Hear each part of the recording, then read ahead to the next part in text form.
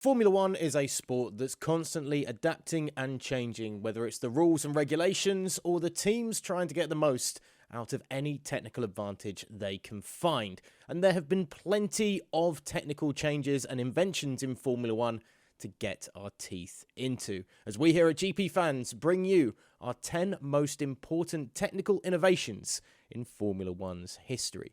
Remember, if you like the video, get down below and click the like button. Also hit subscribe to stick with us here at GPFans and GPFans.com and GPFans Global across social media for all of your latest F1 news. Number 10, KERS.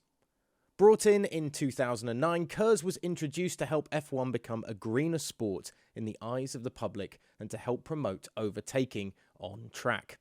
The KERS system harnesses kinetic energy from braking and the heat from exhaust fumes to create an extra boost of electric energy stored in the car's battery. When the driver wants to, they can deploy the additional horsepower on track by the press of a button on the steering wheel to get the additional boost to overtake.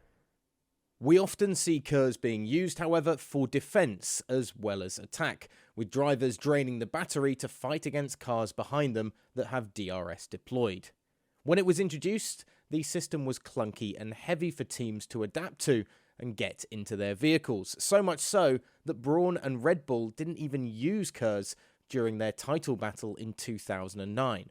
However, it was soon adopted by all on the grid, and it helped pave the way for the turbo hybrid era cars we have today. Number 9. Active suspension.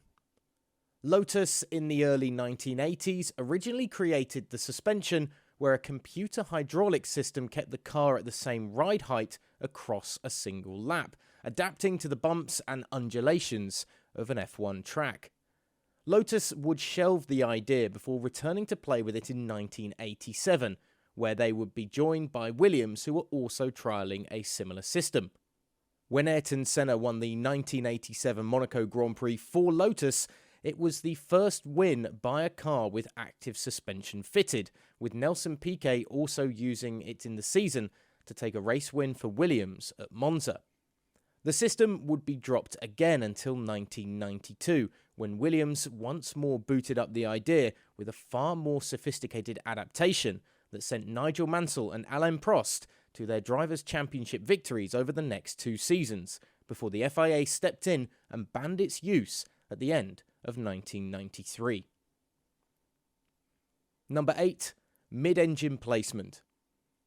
John and Charles Cooper, with their lightweight engines, were the first in the 1950s to divert away from the norm and move the engine of their F1 cars from the front to the rear of the vehicle.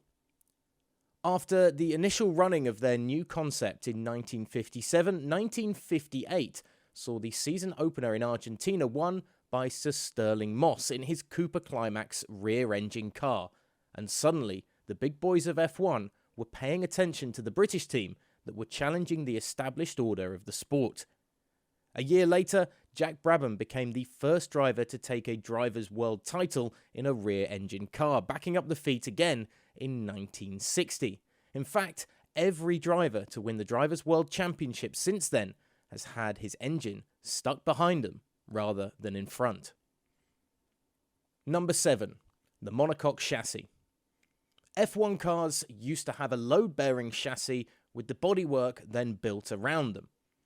But it was Lotus in 1962 that did away with this old style of bodywork and instead built a car that had one structure that could do both jobs, the Monocoque Chassis. The body of the car was also the load-bearing chassis, halving the weight of the vehicle, helping Jim Clark race to the driver's title in 1963.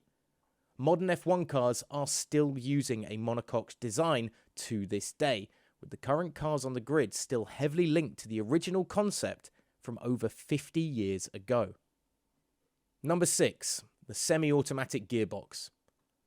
The genius of John Barnard was the first to trial the idea of removing the manual gear shift lever from a car and replacing it with 2 buttons on the steering wheel to change gear. These then changed to paddles later on in the concept on the wheel, and it was a key feature of Ferrari's 1989 car that took a win in Brazil to start the season. Gearbox reliability, however, hindered the project that year, but later developments and tweaks saw the system adopted by every single car on the grid just a few years later. The idea is not only present on the current Formula One grid, but also in road and supercars across the world. Number 5. Ground effect. Ground effect came into play in 1977, with Lotus the key developers of the idea. The team shaped the floor of the car to push air out from underneath it faster, which would create lower pressure under the vehicle, sucking it down to the ground, giving the tyres more grip with no change to the aerodynamic drag on the car. More grip meant faster cornering speeds, but the lack of increased drag meant the car's top speed on the straights wasn't dented at all. Lotus used inverted wings then in their side pods of the car, essentially sealing in this area of low pressure under the vehicle, which, along with the full-length skirts on the side of the vehicle, helped to seal in and suck the car into the ground even more, kick-starting the beginning of a revolution in the sport and the aerodynamics within it. The race to develop the best system of this new technical advantage caused concern for the sport's governing body, and utilising it was banned in 1982, until 40 years later when F1's new 2022 regulations deemed it useful to promote better on-track action, allowing cars to race closer together with less dirty air behind them. Ground effect is perhaps going to play a huge part again in Formula One's future. Number 4. Turbo hybrid engines. In 2014, Formula One threw out the 2.4-litre engines and brought in 1.6-litre VR turbo hybrid engines. Another step on the road to greener racing, the turbo hybrid systems were the most sophisticated and clean-running F1 cars the sport had ever seen, generating just over 600 horsepower and using KERS to harness and store kinetic energy from braking and thermal energy from exhaust gases to provide a boost on track. It was an exciting time for Formula One until it became apparent that Mercedes had built by far the strongest new engine, and F1's new era was suddenly dominated by the team, taking 7 straight Drivers' World Championships until 2021, when Max Verstappen and Red Bull finally stopped the run, albeit in controversial and very dramatic fashion. Number 3. Aerodynamic Wings. Monaco 1968, and the Lotus team brought their car to the Principality with a new addition to the Lotus 49. Graham Hill took the win from pole, with a little help from a pair of front wings on either side of the nose of the car, seen for the first time in the sport. The team's slight change would change the world of Formula One forever, as Lotus's inverted plane wings pushed the car into the ground, giving it more grip and faster cornering speeds around the Principality.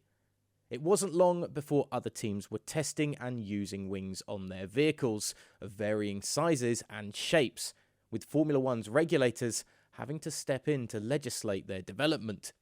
It's now impossible to think about F1 cars without both front and rear wings, but we can thank Lotus for taking that first bold step. Number 2. Carbon fibre.